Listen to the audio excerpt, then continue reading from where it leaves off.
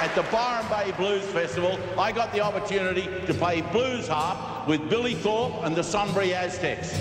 It was the thrill of a lifetime. Billy said to me afterwards, what did it feel like being up there, standing up there with all that stack of marshals behind you, the band going full bore? I said, Billy, I tell you what it felt like. It felt like it was a little bulldog on the front of a Mack truck.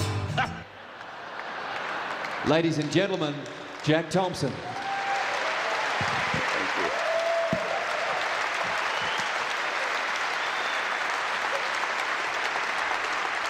Yeah, well, it did.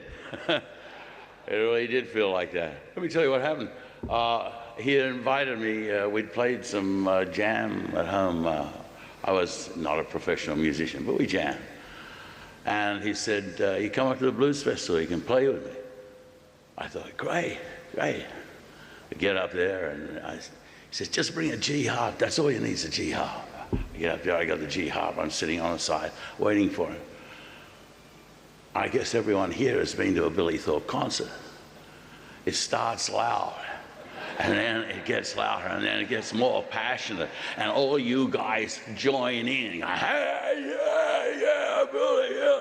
I'm sitting there waiting for him to call me on.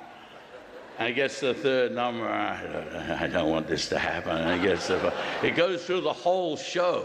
I thought, thank God he's not going to call me on. He's let me off the hook. And after the screams have brought an encore, Billy comes on and says, I have a friend here who's going to play with. Thanks, Bill. It was like artistic free fall. I first met Billy in 1963 at Surf City.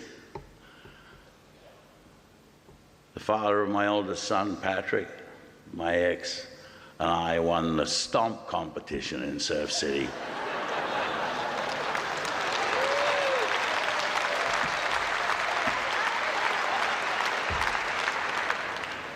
And this young fella playing guitar handed me £3 and free tickets to the next dance. And then I didn't meet him again for many, many years. And I got a letter from a guy who I had met him again in LA. The consulate there held parties for Australian expats, and we'd gather around, and this is Billy Thorpe. Billy Thorpe. All right, I remember. Most people and everything. Yeah, Sunbury, yeah. Right, and we talked away. It was friendly, but it was party talk. And then I got a letter out of the blue. And this extraordinarily witty, literate, and respectful letter invited me to launch his book. And he had sent the book and said in the letter that, of course, I would not expect you to launch it without you first read it. I read it, and it was fantastic. It was beautifully written. It was witty. It was a fantastic tale of a fantastic time and the beginning of a life that he shared with all of us as an entertainer, but also as a friend. I said I would launch the book, and the next thing I know, I've got a room in the Siebel Townhouse, and he's also in the Siebel Townhouse in a different room.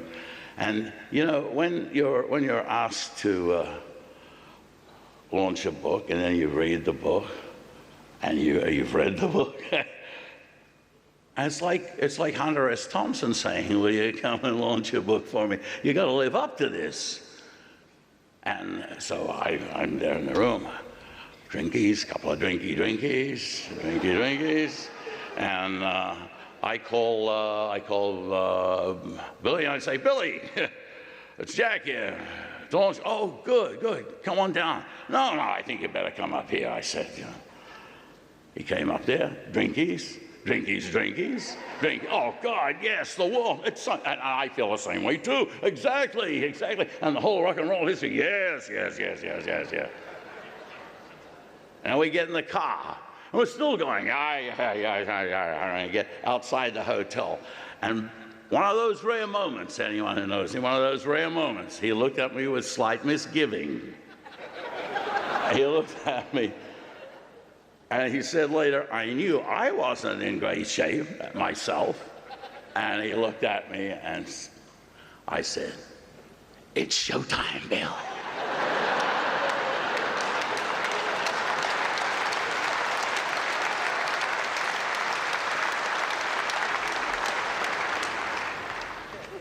And it was.